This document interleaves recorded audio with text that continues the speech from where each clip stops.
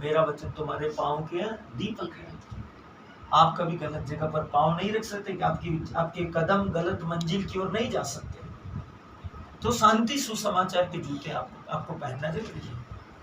विश्वास का ढाल आपके हाथ में होना चाहिए। कुछ भी आक्रमण हो जाए, आपको विश्वास होना चाहिए मेरा कोई कुछ नहीं बिगाड़ सकता, प्रभु मेरे साथ है। विश्वास का ढाल होना चाहिए। सत्य का कमरबंद, आप इतने अलर्ट हैं, सच्चाई से भरे हुए हैं कि कोई भी मिथ्या बात या झूठी बात या घटना या अफवाह आपको विचलित नहीं कर सकती। सोचिए, धार्मिकता की झिलक, धार्मिकता क्या है? सुसमाचार से अपने आप को ढक लेना, अपना स्वभाव इतना आज्ञाकारी बनाना कि जो कुछ इसमें लिखा है आप सिर्फ इस पे चलने वाले हैं, सिर्फ वचन के ऊपर, वचन के साथ चलने वाले हैं। अभी आप एक ऐसे होंगे कि आपको जहां जाना होगा वहां पवित्र आत्मा आपको हवा में लेके जाएगा। आपको किसी वाहन की या किसी वस्तु की जरूरत नहीं होगी। जो कामों में सालों लगते हैं, शायद हो सकता है कि वो काम आपके लिए सेकंडों के भी नहीं होंगे, क्योंकि आप कहाँ हैं? आप परमेश्वर के साथ हैं। धार्मिकता आपने ग्रहण कर ली है, आप धार्मिकता के साथ में। सोचिए, बाइबल कहती है जो परमेश्वर ने अब्राहम से कहा, अब्राहम ने उसको किया, और उसके लिए क्या गिना गया? धार्मिकता। उसके लिए सत्यनिष्ठा गिना गया, धार्मिकता गिना गया।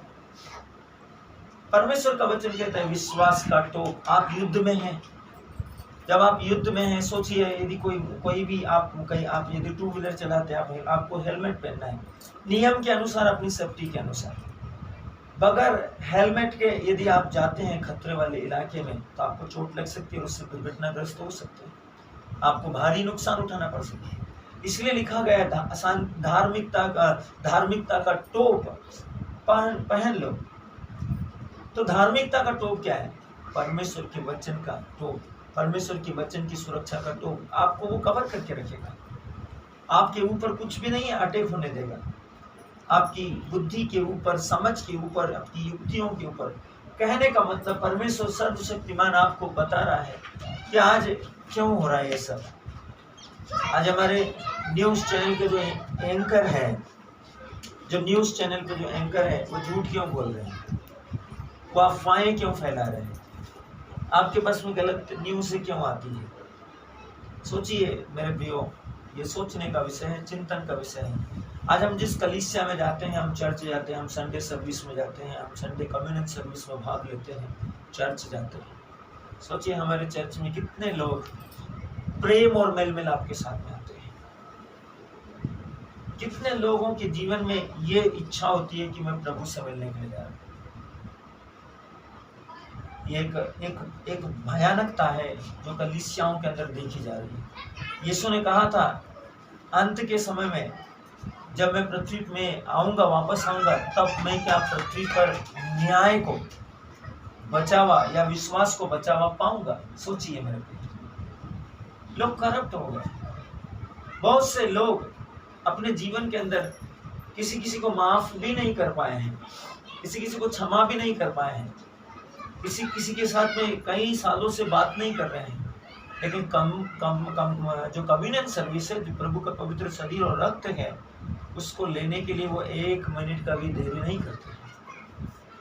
मेरे प्रियो, इसके कहने का मतलब बहुत साफ और बहुत सरल है।